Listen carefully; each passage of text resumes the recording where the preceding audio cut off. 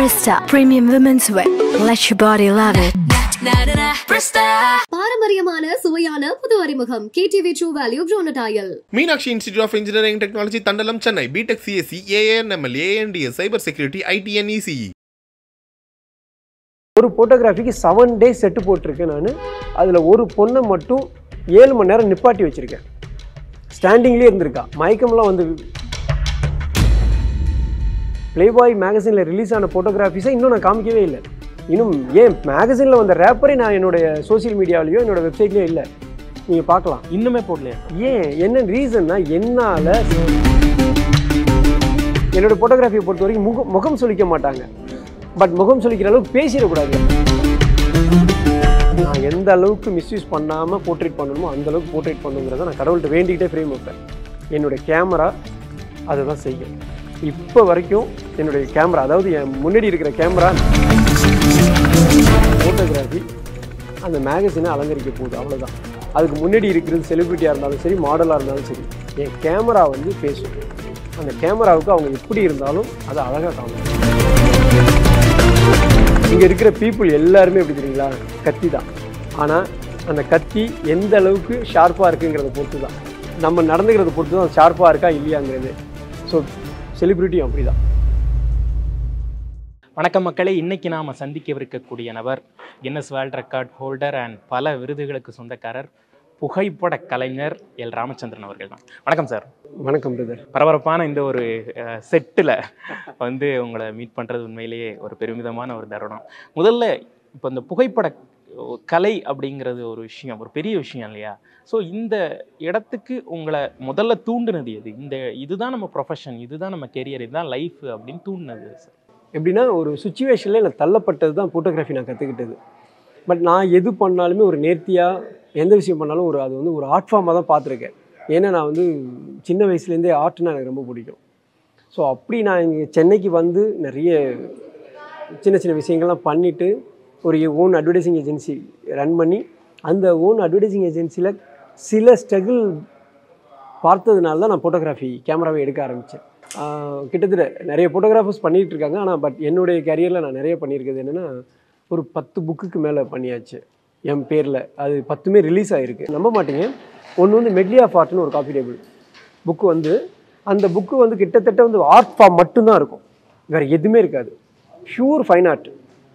So இன்னொரு coffee table book home of செஸ்ஸை பற்றின கண்டென்ட் வேர்ல்டில் பெஸ்ட் புக்குன்னு கூட நீங்கள் சொல்லலாம். ஏன்னா செஸ்ஸுக்குன்னு ஒரு காஃபி டேபிள் புக்கில் இந்த மாதிரி ஒரு புக்கு கிடையவே கிடையாது. இன்றைக்கி அந்த புக்கு வந்து ஃபெடரேஷனோடைய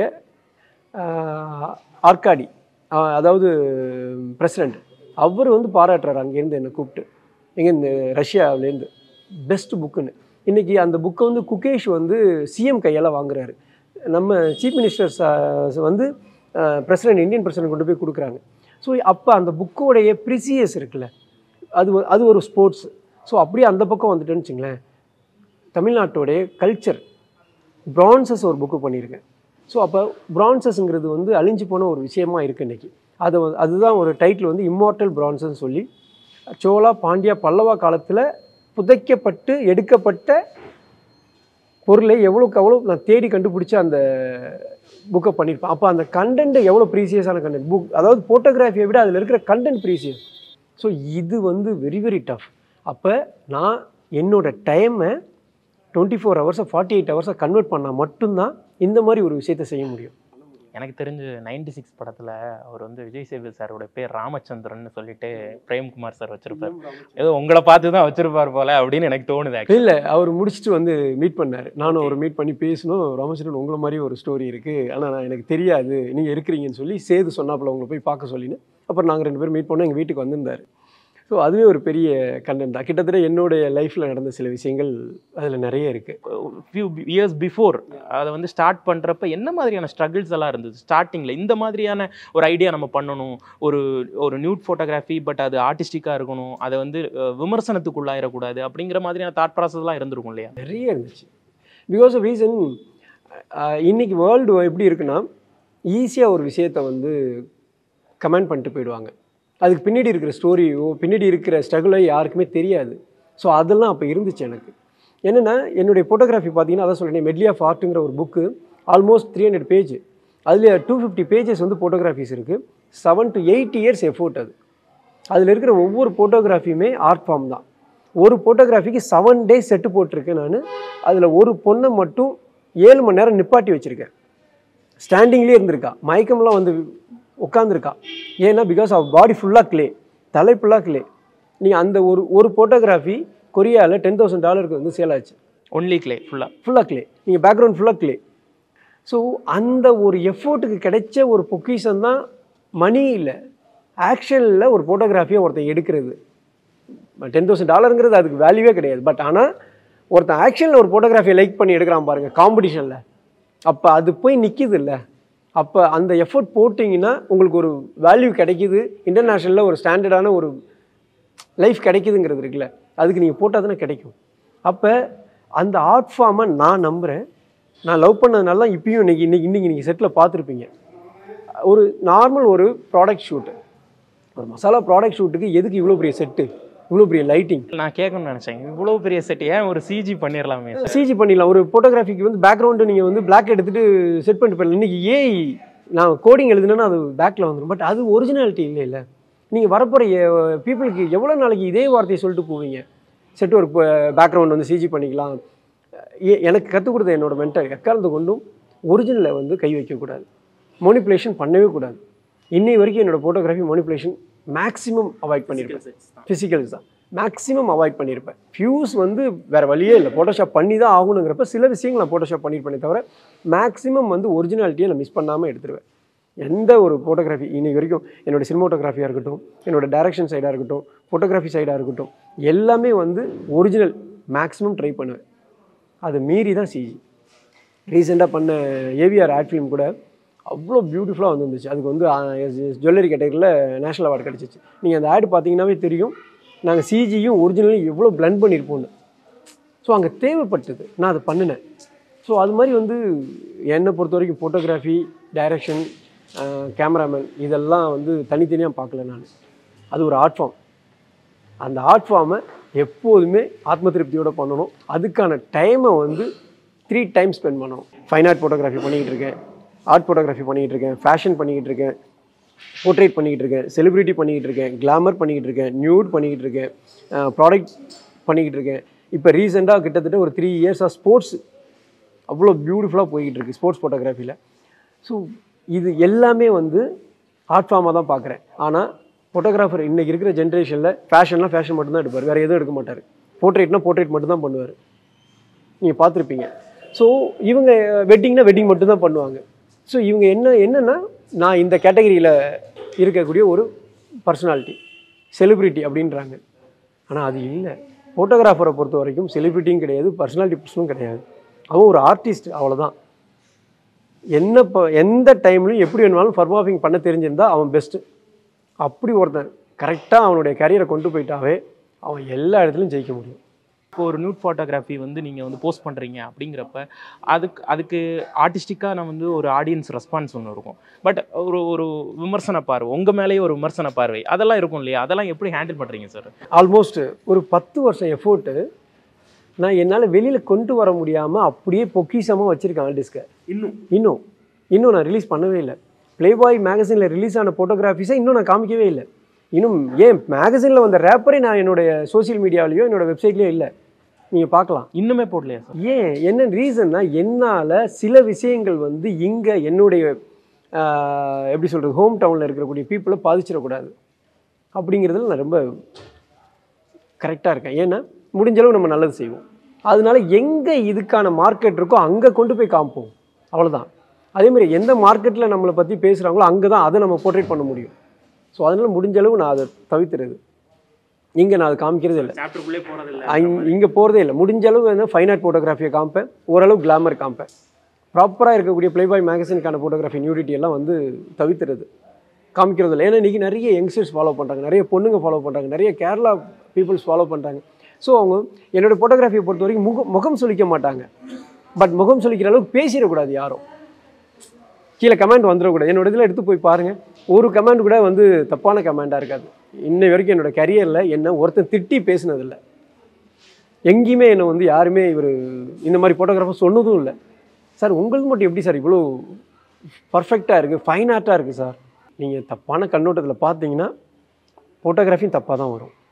நல்ல கண்ணோட்டத்தில் பார்த்தீங்கன்னா ஃபோட்டோகிராஃபி ஆர்ட்டாக வரும். நான் எப்போதுமே என் புக்கில் எழுதியிருப்பேன், என்னுடைய மாடல் தான் எனக்கு பெஸ்ட்டு காடு. ஏன் தெரியுங்களா? அவங்க கொடுக்காம எனக்கு நேம் கிடையாது. ஸோ முடிஞ்ச அளவு அவங்கள நான் எந்த அளவுக்கு மிஸ்யூஸ் பண்ணாமல் போர்ட்ரேட் பண்ணணுமோ அந்த அளவுக்கு போர்ட்ரேட் பண்ணுங்கிறத நான் கடவுள்கிட்ட வேண்டிக்கிட்டே ஃப்ரேம் வைப்பேன். என்னுடைய கேமரா அதை தான் செய்யும். இப்போ வரைக்கும் என்னுடைய கேமரா, அதாவது என் முன்னாடி இருக்கிற கேமரா நான் என்ன நினைக்கிறேனோ அதை தான் காமிச்சிருக்கு. ஒரு நாள் கூட தப்பாக காமிச்சதில்லை. அப்படி இருந்துச்சுன்னா அதுவே வேலை பார்க்காது. இதான் ட்ரூத்து, நான் சொல்கிறேன், ஃப்ராங்காக சொல்கிறேன். ஸோ இப்போ ப்ளேபாய் மாதிரி ஒரு பெரிய பேனர், அந்த அந்த இடத்துக்கு ஒர்க் பண்ண போகிறோம் அப்படிங்கிற அந்த செய்தியெல்லாம் கேட்குறப்ப அந்த நேரத்தில் உங்களுடைய மைண்ட் ஓட்டம் என்னவா இருந்தது சார்? அந்த அதெல்லாம் கிளிக் ஆகுறப்ப இது மாதிரி நிறைய பேனர்ஸ், நான் ப்ளேபாய் மட்டும் சொல்லலை. இல்லை, நீங்கள் கேட்குறது கரெக்டு. பட் ஆனால் நீங்கள் மேகசின் ஃபீல்டு, ப்ளேபாய் மட்டும் இல்லை, ஓகா இருக்கட்டும், மேக்ஸிமா இருக்கட்டும், ஜிக்யூ மேகசின்ஸாக இருக்கட்டும், மேகசின் ஃபோரம்னு ஒன்று இருக்குது. அந்த ஃபோரமில் ஒர்க் பண்ணுறதே வந்து பார்த்திங்கன்னா அதோட ஸ்டைலிங்கே வேறு. அதில் இருக்கிற பீப்புளுடைய ஒர்க்கிங் ஸ்டைல் பார்த்திங்கன்னா ரொம்ப தாட்ஃபுல், வந்து ப்ராசஸ் வேறு மாதிரி இருக்கும். ரொம்ப பர்டிகுலராக இருப்பாங்க. அவங்களுடைய கான்செப்டை வந்து யாருக்கும் ஷேர் பண்ண மாட்டாங்க. ஒரு சில விஷயத்தை இப்படி தான் பண்ணணுங்கிறது அவங்களுடைய இது இருக்கும். நான் வந்து என்னுடைய ட்ராவலை வந்து நான் இப்படி தான் போகணுன்னு பார்க்கல. ப்ளேபாய் மேகசினாக இருக்கட்டும், இல்லை வூக் மேகசினாக இருக்கட்டும், நான் நிறைய ஒர்க் பண்ணி கிட்டத்தட்ட ஆல்மோஸ்ட் ஒரு 20 மேகசின் மேலே ஒர்க் பண்ணியிருக்கேன். எல்லா மேகசின்லையுமே நான் என்ன ஃபீல் பண்ண தெரியுங்களா? என் ஃபோட்டோகிராஃபி அந்த மேகசினை அலங்கரிக்க போகுது, அவ்வளோதான். அதுக்கு முன்னாடி இருக்கிறது செலிப்ரிட்டியாக இருந்தாலும் சரி, மாடலாக இருந்தாலும் சரி, என் கேமரா வந்து பேசும். அந்த கேமராவுக்கு அவங்க எப்படி இருந்தாலும் அதை அழகாக காமிக்கும், அவ்வளோதான். நான் அதை மட்டும்தான் நம்பினேன். அப்படி நம்பினதுனால தான் இன்றைக்கி மேகசின் ஃபோரமில் எனக்குன்னு ஒரு நேம் இருக்குது. அந்த மேகசின் ஒர்க் பண்ண அத்தனை மாடலுமே என்னை பிலீவ் பண்ணுறாங்க, ராமச்சந்திரன் எடுத்தால் அது பெஸ்ட்டாக இருக்கும், நல்லா இருக்கும் அப்படின்னு. இன்னை வரைக்கும் அந்த ரிலேஷன்ஷிப் பில்டப் ஆகிட்டு தான் இருக்குது. இப்பயும் எனக்கு எத்தனையோ மேகசின்லேருந்து ஆஃபர் வந்துகிட்டு இருக்கு. பட் என்னோடய டைம் என்னால் சுச்சுவேஷனாக போக முடியல. ஏன்னா கரெக்டாக இருக்குது, எனக்கு பேக்கடாக இருக்குது. சினிமோட்டோகிராஃபியும் பண்ணுறேன், டைரக்ஷனும் பண்ணுறேன், டாக்குமெண்ட்ரி ஃபிலிமும் பண்ணிக்கிட்டு இருக்கேன், தென் ஃபோட்டோகிராஃபி ப்ரொமோஷன் ஷூட்டும் பண்ணி கொடுத்துக்கிட்டு இருக்கேன். இதுக்கப்புறம் ஸ்போர்ட்ஸும் ஒர்க் பண்ணிக்கிட்டு இருக்கேன். ஸோ கவர்மெண்ட் சைட்லேயும் நான் ஒர்க் பண்ணிக்கிட்டு இருக்கேன். ஒரு பக்கம் ட்ரெடிஷ்னல் ஆர்ட் ஃபார்ம்ஸு இதிலெல்லாம் கான்சன்ட்ரேட் பண்ணுற அதே நேரத்தில் சினிமா. இப்போது மாமன் படத்துடைய ஃபோட்டோ ஷூட்லாம் பார்த்தோம், கருடன், அதுக்கு முன்னாடி சூரி சாருடைய அடுத்தடுத்த ப்ராஜெக்ட்ஸ்லாம் நீங்கள் கமிட் ஆகி இருக்கீங்க. ஸோ அந்த மாதிரியான எக்ஸ்பீரியன்ஸ், செலிப்ரிட்டிஸ் அந்த மாதிரியான ஒர்க்கு அதெல்லாம் எப்படி? அதாவது எப்படின்னா, அகெயின் நீங்கள் சொன்னது தான், நீங்கள் ரொம்ப கத்தியில் நடக்கிற மாதிரி மாடல் கூட அப்படின்னு சொல்லுவீங்களே, இங்கே இருக்கிற பீப்புள் எல்லாருமே எப்படி தெரியுங்களா? கத்தி தான். ஆனால் அந்த கத்தி எந்த அளவுக்கு ஷார்ப்பாக இருக்குங்கிறத பொறுத்து தான், நம்ம நடந்துக்கிறத பொறுத்து தான் அது ஷார்ப்பாக இருக்கா இல்லையாங்கிறது. ஸோ செலிப்ரிட்டியும் அப்படி தான். முடிஞ்சளவு நம்ம அவங்களோட ரிலேஷன்ஷிப்பை ரொம்ப நீட்டாக நம்ம வழி நடத்தணும்னா அவங்களும் நம்மளை அந்த மாதிரி நடத்துவாங்க. அப்படி தான் எனக்கு சூரி வந்து ஃபஸ்ட் படம் கொடுத்தாரு, 2வது படமும் எனக்கு கொடுத்தாரு. ஏன்னா நான் நடந்துக்கிட்ட விதமும், நான் அவருக்கு கொடுத்த என்னோட க்ரியேட்டிவிட்டியும். ஸோ அதே மாதிரி தான் வந்து பார்த்திபன் சாராக இருக்கட்டும், இப்போ ரீசன்ட் படம் இன்னும் வரப்போகிறது பொன்ராம் சாரோடைய படம், விஜயகாந்த் சாரோடைய பையன் நடிச்சிருக்காங்க அந்த படத்துக்கு, கொம்பு சிவி, அதுக்கும் நான் அந்த ப்ரொமோஷன் ஷூட் பண்ணி கொடுத்தேன். That is beautiful content. அவர் டைரக்டர் கூப்பிட்டு சொன்னார், அமைச்சர் நான் பார்த்ததில் பெஸ்ட்டு அப்படின்னு. ஸோ இது மட்டும் இல்லை, இன்னும் நிறைய படங்கள் இருக்குது ப்ரொமோஷன்ஸ். நான் ஏன் இதெல்லாம் சொல்கிறேன்னா, இங்கே மணியோ க்ரியேட்டிவிட்டி இதெல்லாம் அப்பால்பட்ட ஒரு இன்வால்மெண்ட் என்ன தெரியுங்களா? நான் ஒரு ப்ராஜெக்டை இன்வால்மெண்ட்டோடு எடுத்து அந்த ப்ராஜெக்டை அவங்க எப்படி கேட்குறாங்களோ அது மாதிரி கொடுக்குறோம் பார்த்தீங்களா? அதுதான் அந்த ரிலேஷன்ஷிப், அதுதான் செலிப்ரிட்டியோட ரிலேஷன்ஷிப். இன்னை வரைக்கும் என் கூட இருக்க எத்தனையோ செலிப்ரிட்டிஸ் இருக்காங்க. இப்போ ஈவன் ஏன் இந்த பொண்ணு பெங்களூர்லேருந்து வந்து இங்கே எனக்கு பண்ணணும், எந்த பேஸில் வந்திருக்காங்க? யாருமே வரல, அவங்க மட்டும்தான் வந்திருக்காங்க. நான் சொன்னேங்கிறக்காக நான் தான் சொன்னேன், அவங்க வந்துட்டாங்க. பட் இன்றைக்கி வந்து அவங்க அவ்வளோ ஹாப்பியாக போகிறாங்களே, என்ன ரீசன்? நாளைக்கு அவங்க கூட ஷூட் இருக்குது, டே ஆஃப் டுமாரோ அவங்க கூட ஷூட் இருக்குது. ஸோ அந்த பிலீவ் இருக்கு இல்லையா? நீங்கள் எந்த அளவுக்கு அவங்கள நீங்கள் நம்புறீங்களோ அந்த அளவுக்கு அவங்க நம்மளை நம்புவாங்க. ஸோ அதை நான் ரொம்ப ரொம்ப கேர்ஃபுல்லாக ஹேண்டில் பண்ணுறேன். அது இன்னைக்கு நேற்றுன்னு இல்லை, என்னோடய கரியர் என்றைக்கு ஸ்டார்ட் ஆச்சோ அன்னையிலேருந்து இன்னை வரைக்கும் எத்தனையோ மாடல்ஸை நான் ஷூட் பண்ணியிருந்தாலும் அவங்களுக்கும் இதே தான். நான் ரொம்ப நூலில் நடக்கிற மாதிரி, இந்த பக்கம் நடந்தால் விழுந்தனா ஃபேமிலி, இந்த பக்கம் விழுந்தனா மாடல்ஸ், எனிதிங் ஹேப்பன். ஸோ நூல் ப்ரோக் ஆச்சுன்னா என்றைக்கு வந்தாலும் பிரச்சனை வரும். ஸோ அப்போ யார் கேர்ஃபுல்லாக நான் ஹேண்டில் பண்ண சொல்லுங்கள்? நான் ஒருத்தன் தான் அதில் கரெக்டாக நடக்க முடியும். ஆமாம், ரொம்ப ரொம்ப முக்கியம். அப்போ அந்த நூலுங்கிறது வந்து லைஃபு, அது பின்னாடி எவ்வளோ பேர் இருக்காங்க தெரியுங்களா ஜேர்னியில். என்னுடைய அசிஸ்டன்ட்ஸ் இருக்காங்க, என் ஃபேமிலி இருக்குது, மாடல்ஸ் இருக்காங்க, ஏன்னா என்னை நம்பி பணம் போடுற ப்ரொடியூசர்ஸ் இருக்காங்க, ஆர்ட் பையர் இருக்காங்க, மேகசின்ஸ் ஓனர் இருக்காங்க, மேகசின்ஸ் எடிட்டர்ஸ் இருக்காங்க. இதில் நான் பண்ண ஒரு தப்பு எத்தனை பேரை பாதிக்கும்? ஸோ அப்போ நான் எவ்வளோ கேர்ஃபுல்லாக இருக்கணும் சொல்லுங்கள். அதுக்கப்புறம் நண்பர்கள் இருக்காங்க. ஸோ ரொம்ப ரொம்ப நம்ம லைஃப் அவ்வளோ ஈஸி இல்லை பிரதர். நம்மளை கரெக்டாக நடத்திக்கிட்டோன்னா இந்த கடவுள் வந்து நம்மளை வேறு மாதிரி கொண்டு போவார். அதாவது இந்த பிரபஞ்சம் நம்மளை வேறு மாதிரி கொண்டு போகும். இப்போ வரைக்கும் எனக்கு அந்த மாதிரி ஒரு லைஃப் தான் கிடச்சிருக்கு. அதே ட்ராவலில் போய்கிட்டு இருக்கேன். ஒரு பியூட்டிஃபுல்லான ஒரு ரெஸ்பான்சிபிள் கான்வர்சேஷனை வந்து நடத்தியிருக்கோம். ரொம்ப உங்கள்கிட்ட வந்து நிறைய விஷயங்கள் நான் கற்றுருக்கேன். பார்த்துட்டு இருக்க மக்களும் அவங்களுக்கு வந்து நிறைய லைஃப் லெசன்ஸ் கிடச்சிருக்கும் அப்படின்னு நம்புகிறோம். உங்களுடைய இந்த கலைப்பயணம் மேன்மேலும் பெரிய உயரங்களத்தோட எங்கள் கலாட்டா சார்பாக வாழ்த்துக்கள். ரொம்ப நன்றி. Thank you so much. Presta Premium Women's Wear. Let your body love it. பாரம்பரியமான சுவையான புது அறிமுகம் KTV True Value Groundnut Oil. Meenakshi institute of engineering technology Thandalam Chennai. BTech CSC, AIML, AIDS, cyber security, ITN, ECE.